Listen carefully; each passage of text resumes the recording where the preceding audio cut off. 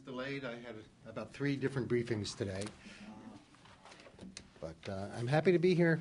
A little late, but happy to be here in any case. I've covered, oh my goodness, someone asked me how many elections have I covered in this country. I think I go back to 1972, which is a long time. I've seen just about everything, although I don't think I'd ever seen anything like Sarah Palin before, but that was last time. This election was, of course, oops. Okay. Some people have called this a thumping victory for the Democrats. I don't think I'd use that word. It was thumping only in the respect that the Democrats did much better, or somewhat better, than anyone expected. All the battleground states went Democratic, except maybe Florida, and that probably will go Democratic. Have they finished counting Florida? Not yet. It is one of the great joys of this election that we don't have to wait for Florida. Unlike 2000, and we don't really care what happens with their hanging chads this time. The election is over. But I like to say that in every election there's a phantom candidate called expected. It's not enough to win. You have to do better than expected. If you do worse than expected, even if you win, you lose. Well, the Republicans did worse than expected because all the battleground states, including possibly Florida, went to the Democrats. And, of course, the Senate races were a surprisingly large victory. The Democrats actually gained seats in the United States Senate. They weren't expected to. And the reason for that is that the last time these Senate seats were up was in 2006, which was a big Democratic victory year. That was the Iraq War election. When Democrats swept into control of both houses of Congress. So therefore, when you enjoy a big victory like that, the next time those seats are up, you have to defend a lot of vulnerable seats. Well, the Democrats did defend those seats and made some additional gains, and that was a big surprise. So the Senate particularly made this victory for the Democrats better than expected. It was actually a quite narrow victory. Barack Obama was reelected with a little over 50% of the vote, which is just about the same vote that reelected George Bush in 1984, and Bill Clinton in 1996 got just under 50% of the vote. Presidents used to get reelected with huge majorities, 58, 60%. But the last 3 presidents, when they ran for reelection, got barely 50% of the vote, 50, 51, 49. Those big sweeping victories don't happen anymore because the country is very divided. We can talk about that. And it remains very divided. Of course, the government remains divided, as it was before the election, with a Republican House, Democratic Senate, and a Democratic White House. And that, of course, means the same problems that existed last week are going to exist now, and we're facing a fiscal cliff crisis, which is an artificial crisis that Congress invented.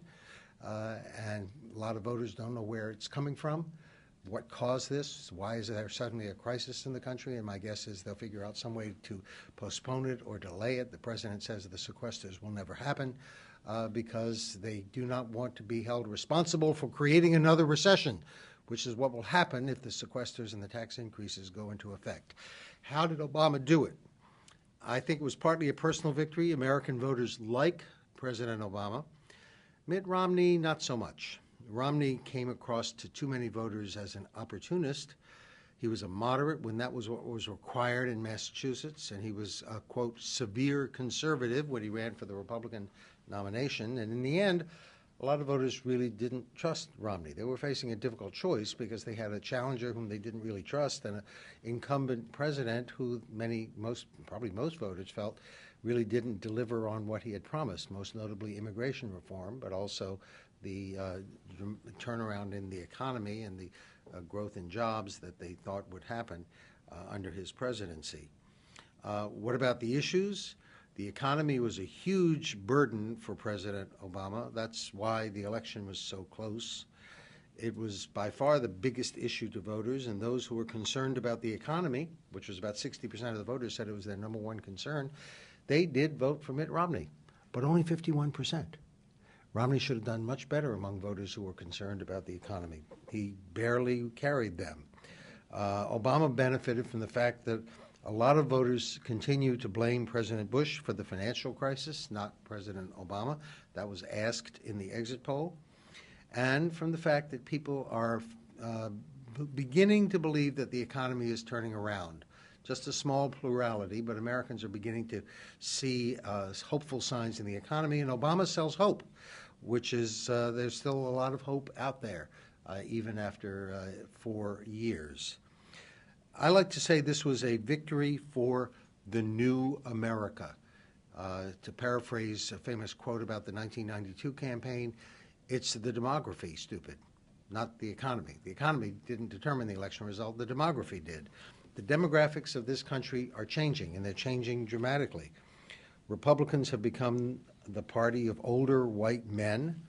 That is a constituency where Obama lost support.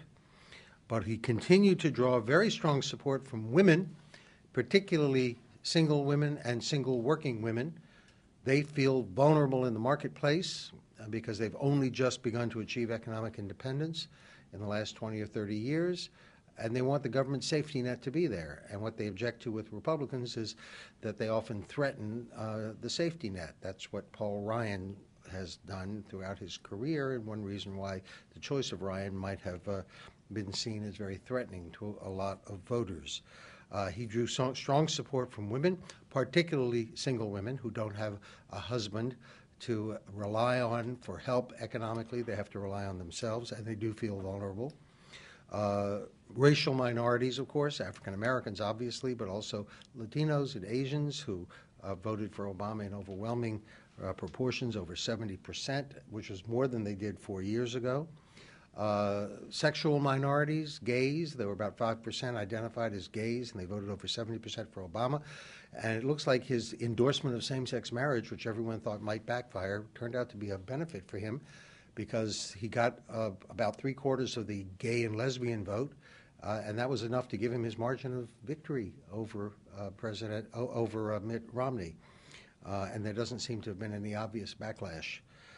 He got a strong support from foreign-born citizens of the United States, and of course young people who remain some of his most steadfast supporters, and they are his core supporters. We're seeing age differences in the electorate with Obama that we never saw in the past.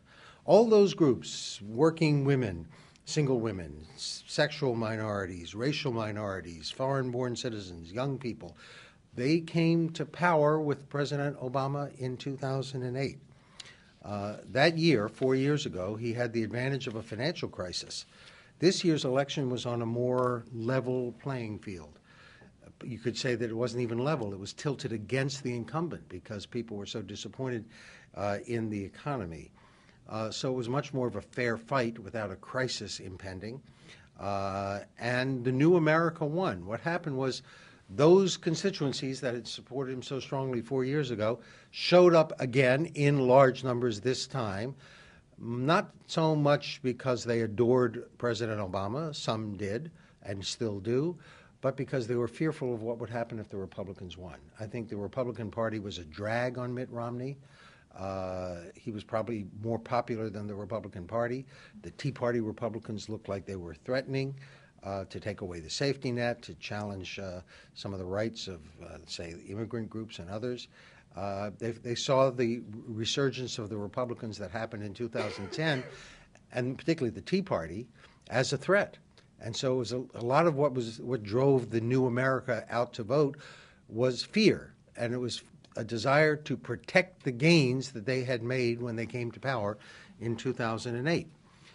Republicans may be tempted to say we nominated John McCain, who was a closet moderate, in 2008, and we lost. And then we nominated Mitt Romney, a closet moderate, in 2012, and we lost again. So next time, we have to go for the real thing. You're hearing that now among Republicans. If they believe that, they're doomed. All you have to do is look at their Senate losses in Indiana and Missouri, states really that they should have won. Republican candidates in those states were simply too far outside the mainstream. I think the message of the 2012 election is the American mainstream is changing. We're seeing voters approve of same-sex marriage in popular referendums in this country 4 of them. I think they won in every case. Maine, Maryland, Minnesota, and Washington State, I believe, all supported same-sex marriage. We're seeing that supported in popular referendums for the first time ever. Same-sex marriage was on the ballot in 32 states before this year, and it failed every time. This year it succeeded in every one of those states, and they were all over the country. And, of course, we saw an African-American president reelected without the benefit of an economic crisis. And that is something that should not pass without being remarked upon. What we heard in the closing days of the campaign was kind of interesting. We didn't hear a call to arms from both Obama and Romney. We heard a call to disarm. Mitt Romney told his final campaign rally in Virginia, "I'm going to have to reach across the aisle and meet with Democrats who love America just like you, his supporters, that just like you love America, and there are good Democrats like that." President Obama said at his rally in Wisconsin, "In the end, we're all in this together. We rise and fall as one nation and one people." Why was there a sudden craving at the very end of the campaign for unity, which is the point where the country should be most divided? Because unity was the issue that got Obama elected. He became a star when he told the 2004 Republican convention that nominated John Kerry in Boston, "There is not a liberal America and a conservative America. There's the United States of America, the United States of America."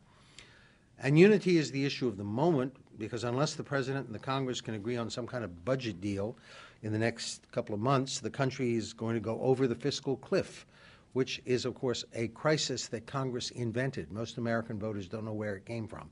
Why are we suddenly facing this fiscal crisis? Congress invented it, and you know what? Congress is going to de-invent it, because they don't want to be held responsible for throwing the country back into a recession. They're going to have to reach some kind of an agreement, or else they're all doomed. It's unity or calamity. Unity is the promise that President Obama failed most conspicuously to deliver. The country is more divided now than it was 4 years ago. He gets 91% support from Democrats and 7% from Republicans. That's an 84-point difference, the largest partisan division we've ever seen. It's bigger than it was when President Bush ran for re-election in 2004, when it was 76 points. It's bigger than it was when Bill Clinton got impeached in 1998, when it was 50 points. You can get into a pretty good argument about why Obama failed to unite the country. Marco Rubio, the senator from Florida, at a Republican fundraising dinner said about Obama, quote, "We have not seen such a divisive figure in modern American history as we have over the last 3.5 years." It was not Obama's style that was divisive. It was his policies. Republicans, when he took office and he supported all these dramatic policies, the economic stimulus bill, the health care bill, the federal bailout of the auto companies and the big banks, the mortgage rescue plan, Republicans saw all those as acts of ideological aggression, an unprecedented expansion of big government, passed with almost no Republican support.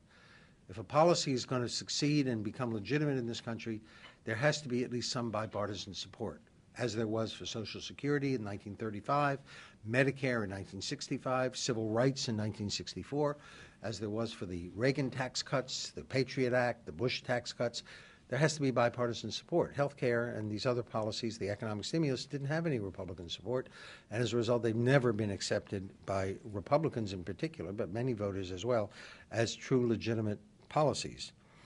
Democrats argue, with some justification, that congressional Republicans simply refused to do business with the president.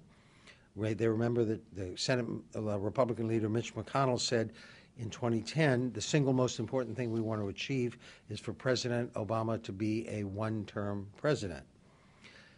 I like to point out that the last 4 presidents of the United States all promised to bring the country together, and they all failed. The first President Bush said he wanted to be a kinder, gentler government. He lasted 1 term. Bill Clinton described himself as a new Democrat and the third way. He got impeached. The second President Bush said he would be, quote, a uniter, not a divider. He was anything but. Barack Obama got a Tea Party revolt a month after he took office and unveiled his program. There was an immediate backlash against him. This country has become more and more politically divided for the past 50 years. The problem is not Obama. The problem is the problem. It's been there for a long time. Last week's storm, the Hurricane Sandy, gave President Obama a priceless opportunity, really, to reclaim his credentials as a uniter. He received effusive praise from two Republican governors, Christie of New Jersey and McDonnell of Virginia. It also got him a valuable endorsement from the independent mayor of New York, Mayor Michael Bloomberg. And he had the opportunity to say, there are no Republicans or Democrats in a storm. We are all fellow Americans. Romney tried to do his best to compete with that. He stopped using the word conservative in the last week of the campaign. He started talking sympathetically about the working poor and single mothers and touting his record of working with Democratic legislators when he was governor of Massachusetts. Of course, Democratic legislators in Massachusetts were willing to work with him, something that can't be said of Republicans in Congress and President Obama. And probably not of Democrats in Congress if Romney had become president. Harry Reid, the Democratic leader, said, quote, Mitt Romney's fantasy that Senate Democrats will work with him to pass his severely conservative agenda is just laughable. Moreover, if Romney had had such a successful record as governor of Massachusetts, why didn't he even bother to compete in Massachusetts? He didn't even have a campaign there, and he lost the state by about 25 points. Had he been elected, he would have been the first president elected since James K. Polk in 1844 not to carry his home state. In fact, he didn't carry any of his home states. He lives in Massachusetts, and New Hampshire, and Michigan, and California, and he lost all four of those. No one really knew what kind of president Romney would be. Would he be the severely conservative Republican primary candidate or the moderate governor of Massachusetts who resurfaced at the very end of the campaign? So we ended up with one candidate who promised to be a uniter and failed, Obama, another candidate who promised to be bipartisan but could not really be trusted. I thought Mayor Bloomberg summed up the voters' dilemma perfectly when he said if the 1994 or 2003 version of Mitt Romney were running for president, I may well have voted for him because, like so many other independents, which is what Bloomberg is, I have found the past 4 years to be, in a word, disappointing. I thought both parties had a problem. Their candidates were both elitists. The United States of America is the most populous country in the world. Next to the United States, the rest of the world is Saudi Arabia. Here, the people really do rule. The government mints dollar coins. They've done it about 3 times, and Americans simply refuse to use them. No one can tell Americans they have to use the metric system because it's scientific and rational. To hell with that. And we can't abolish the death penalty like European countries who call it cruel and barbaric because the people demand it. And, of course, it was upheld yesterday in a referendum in California. Both parties, on the other hand, this is a populist country, but both parties came up with elitist candidates from bitterly competitive elites. Romney represented the elite of wealth. Republicans call it success. Obama represents the elite of education, which is a liberal elite, not a conservative elite. Neither of those candidates really has a populist bone in his body. Romney kept calling attention to his wealth, or hiding it if he could in his unreleased tax returns.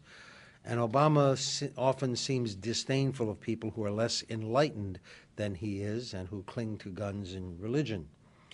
Democrats at their convention had to trot out their old warhorse, former President Bill Clinton, to get their populist juices flowing, because Clinton is uniquely qualified to make the case that Democrats know how to manage the economy. Voters associate Bill Clinton with good times, probably in every sense of the word. Obama did fail to deliver on what he had promised, which was both parties agreed was the top priority, economic growth. Good times, what people associate with Bill Clinton. The basic difference between our two parties is very straightforward. Republicans believe economic growth is sufficient. If you're president and you control the government, your job is to keep the economy growing, which is not happening very much right now. It's about 1.5%. That's why people are disappointed in Obama. The president's job is to keep the economy growing. If the economy is growing, Republicans believe, then people ought to be able to make it on their own. And if they don't make it, and they're not doing very well, it's probably their own fault. But it's not the government's responsibility. Democrats believe economic growth is necessary, but not sufficient. Government has to protect the economically vulnerable, even in a growing economy, which is why so many groups that feel vulnerable economically continue to support the Democrats, either because they lack opportunity or they face disadvantage or discrimination. The Democratic Party has always been the party that protects the safety net. My guess is that's going to be the Republicans' big challenge. America is changing. The face of America is different. It's a different demography. And the message to Republicans is deal with it. You're going to have to, because if they can't deal with that, I think they're doomed to more and more disasters, of which 2012 was not a terrible disaster, but it was a sign that things could get a lot worse as the demography of this country continues to change. I'll conclude with that, and I'll be happy to answer any questions that you have.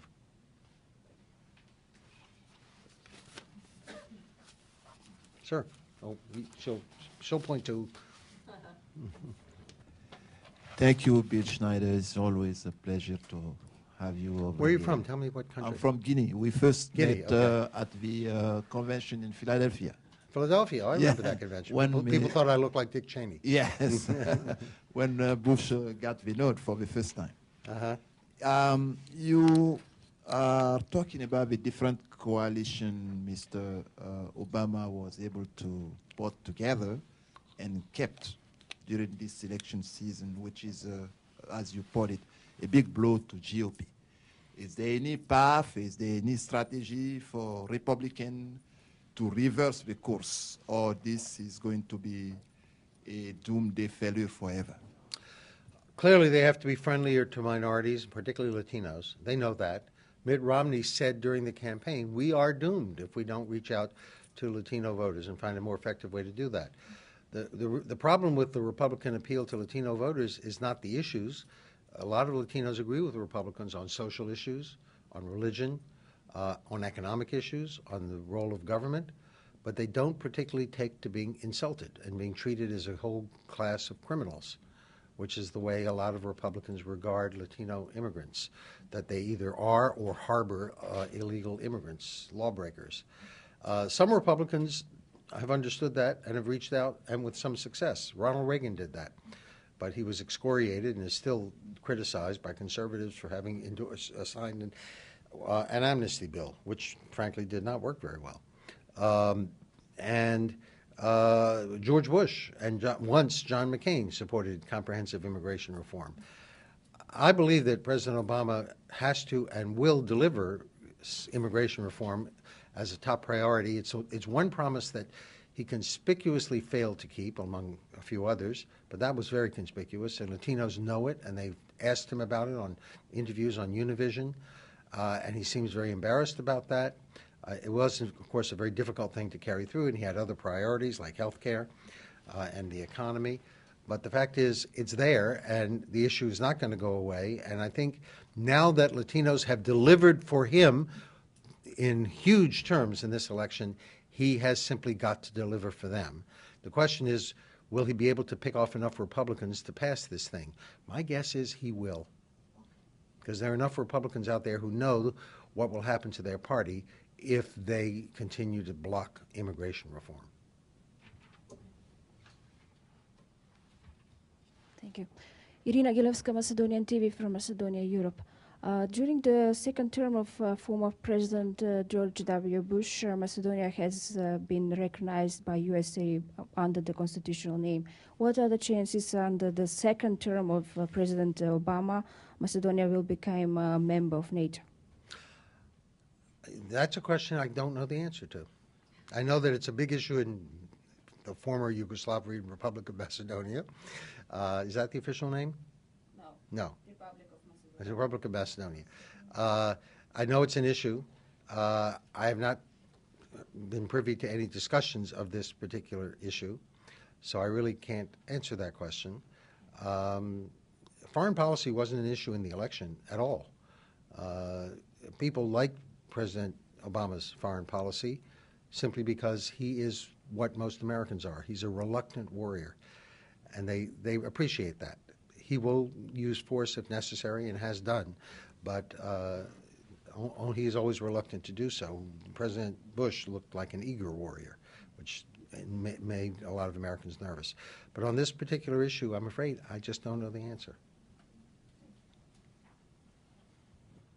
Hi, thank you very much for the speech. And my name is Li Ping. I'm from China Radio International. In your speech, you mentioned that divisiveness is a very serious problem for the country or facing the party.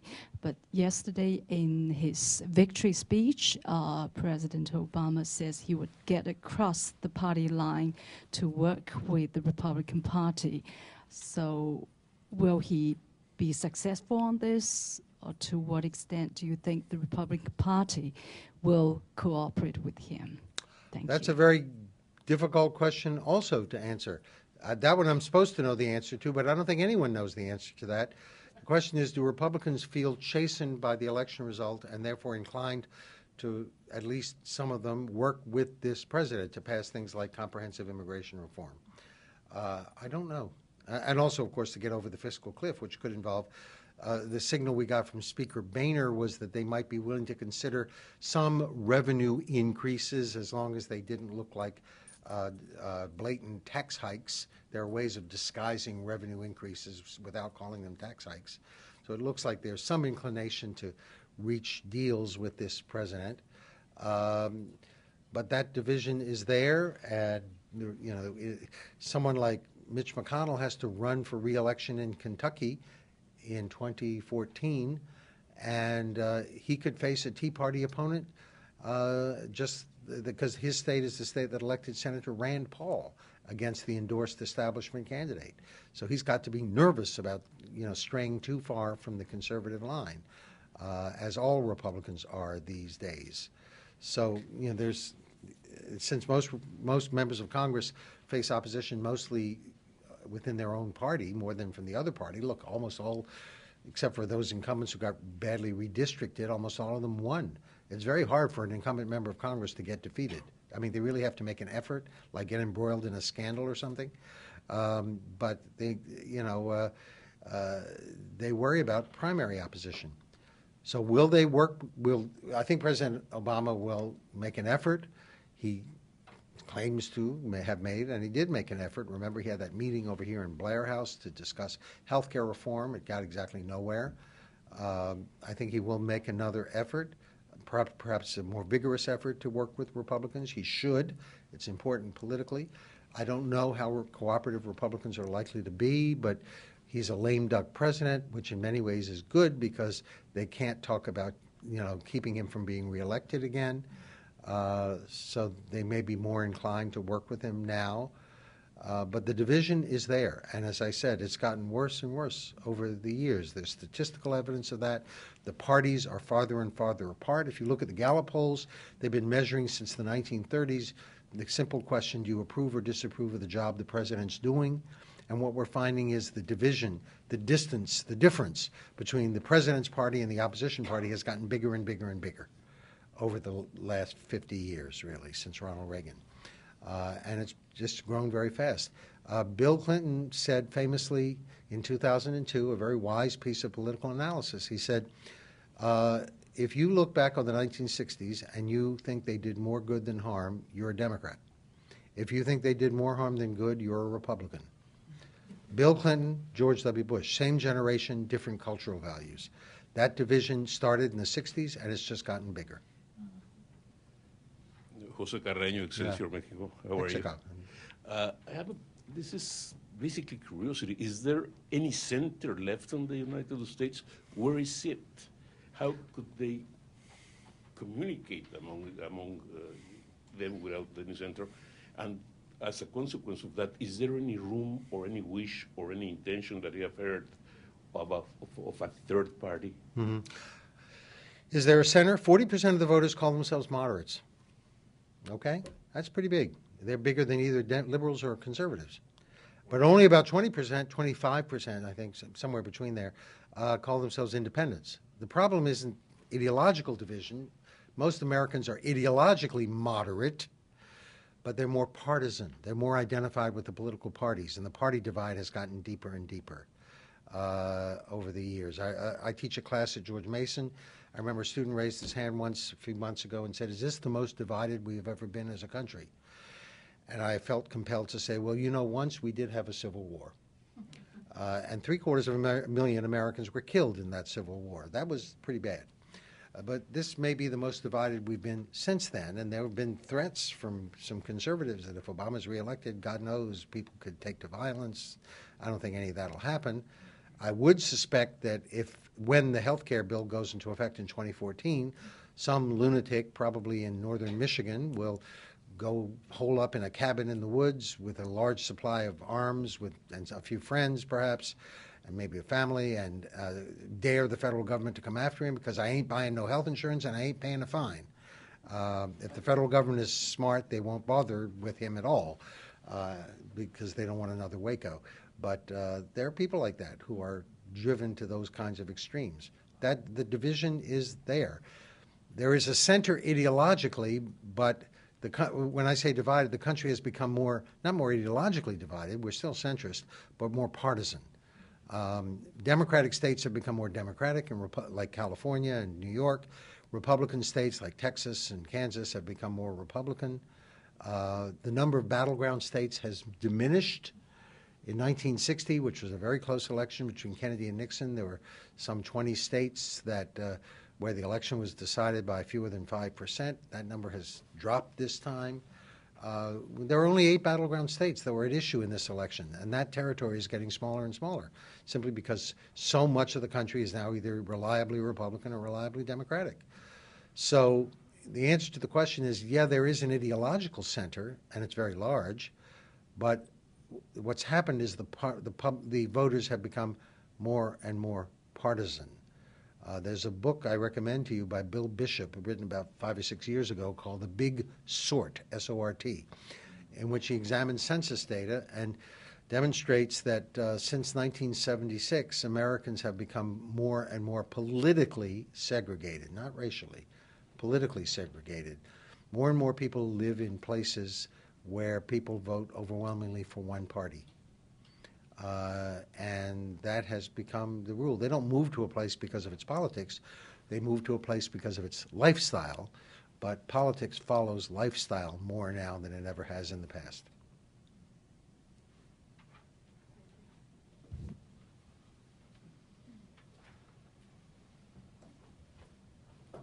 Thank you, Dr. Snyder. Mm-hmm.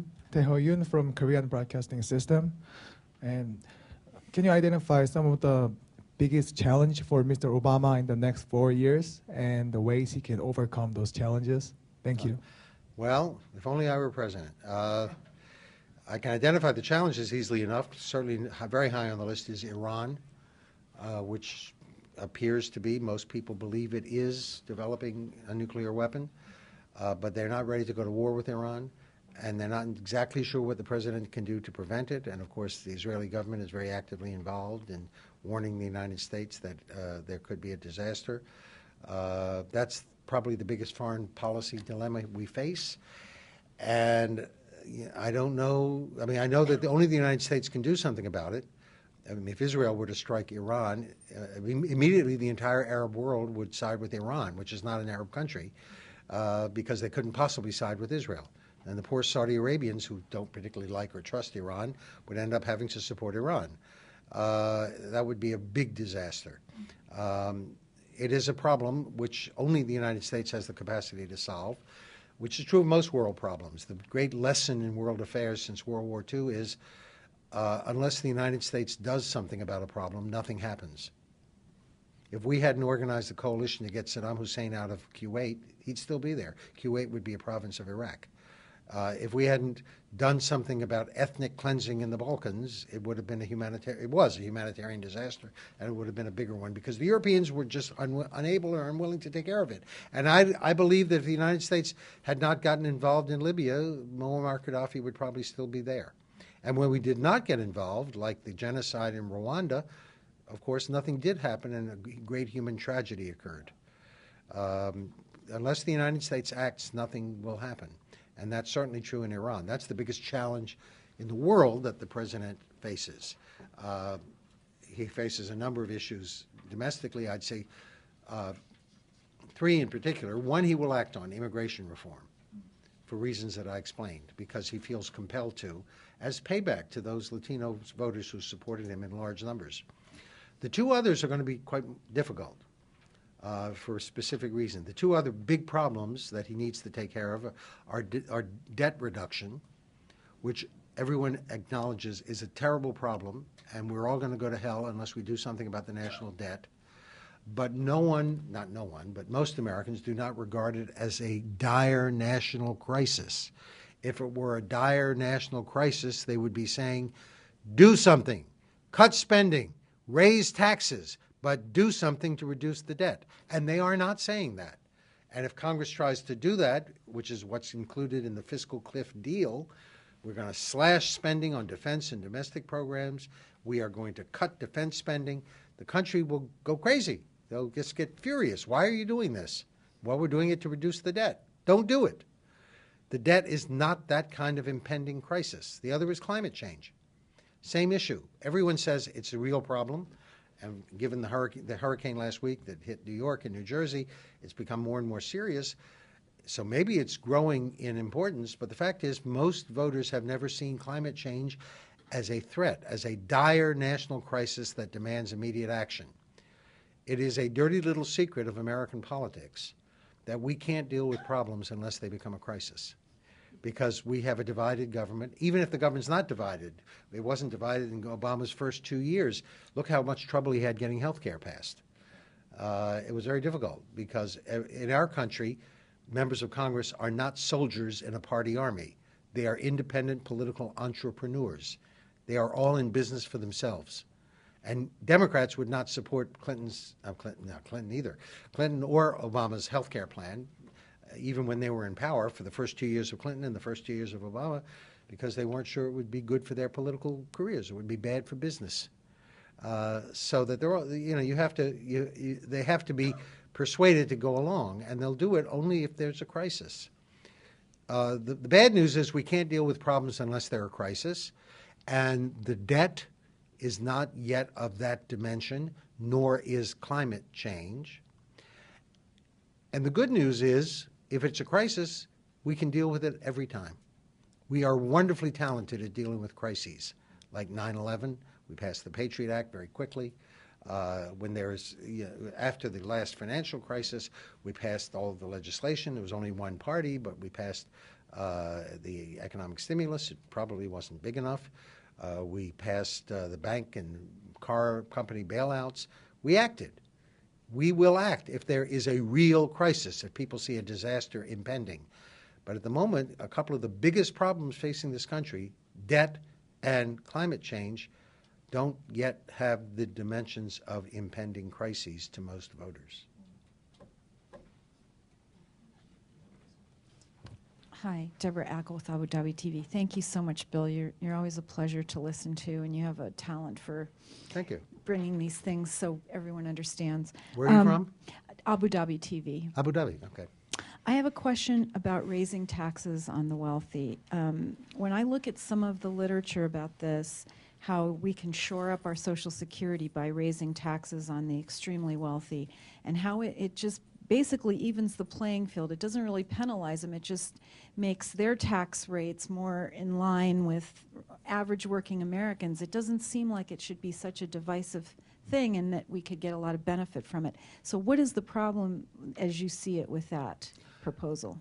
Well, a couple of first of all, it is popular to raise taxes on the wealthy. Obama proposed it. If you ask Americans, do you think we should raise taxes on high-income taxpayers over $250,000 a year? They say yes, no problem.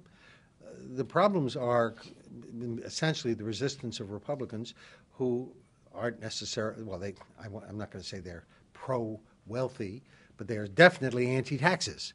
They think taxes are inherently evil because taxes mean big government. And if you use taxes to fund government programs, and they don't like government. That's the definition of their party. They're a party that's in business to limit the power of the federal government, which actually most Americans support, limiting the power of the federal government. So their belief is that what you have to do is starve the government by cutting taxes and never, never, never, never raising them on anybody.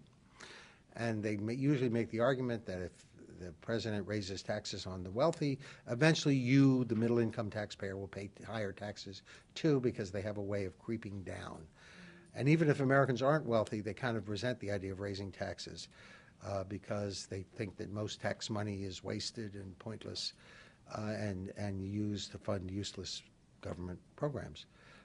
Taxes are just not popular. The central issue in America is and always has been the size and role of government. Right now, the biggest debates are over taxes and tax increases. Do you know what the debate was 100 years ago? It was over tariffs. Why? Because before we had income taxes, the chief source of revenue for the federal government was tariffs. And if you were pro-government, you supported high tariffs, as most of the North did.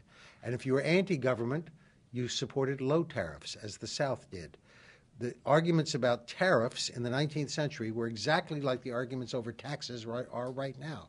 It was a kind of argument essentially over how big and powerful the federal government should be. Only then the party positions were reversed. Democrats were anti-government, Republicans were pro-government until the 20th century, when Democrats discovered that you could use the power of the federal government to promote economic justice. That was the New Deal, and social justice. That was the civil rights movement, so they became wedded to big government, which they're paying a price for right now. But essentially, taxes are a symbolic issue. They're an economic issue, of course, but they're a symbolic issue to many Americans. Raising taxes on anybody means funding big government, and that's never a popular thing to do. So even though most Americans think raising taxes on high-income taxpayers would be okay, because that's not me, 90% of Americans think they're middle class. The definition of the middle class is very simple. It is as follows: neither rich nor poor. Okay? If I call myself middle class, what it means is I'm not rich, I'm not poor. It means that they're willing to raise taxes on the rich, because that's not me. And they're a little skeptical about supporting government programs to help the poor, because that's not me either. My money will go to help somebody else. That's why everything is pitched to the middle class in every campaign. So the tax issue has some inherent liabilities. Yes. Another question. Okay. Yeah. Thank you so much, Bill. Can we talk a little bit about the swing state? Prior to yesterday's election, Ohio and Florida consistently were said to be incontournable, indispensable state. Have we got, with Obama, a new path to White House without those important states? And also, what is the status of the state of Missouri, which is also The state of what? Missouri. Missouri. Yeah. Okay. Which until 2008 used to be called the bellwether. Do we Was. have a new bellwether now for going to White House? Well. And also, I would like you to talk a little bit about the polling. Have something gone wrong with that? No. Given the Second question first. The polling was quite accurate. okay. The polling showed a close race. It was a close race. The polling showed Obama had a slight advantage in the swing states. He had a slight advantage in the swing states. The polls moved a little bit, but that's because we had a campaign. Obama was doing very well after the conventions. The first debate really boosted Romney in large part because voters for the first time realized that there was an election. They had paid no attention to it until the first debate, when 70 million people watched and suddenly realized that they were being asked whether to rehire or fire the president. And they faced that choice. And Romney came across as a plausible alternative. So the polls were pretty accurate about all that. Now, as far as the swing states are concerned, as I said, their numbers have gotten smaller. The path to the White House has changed because a state like California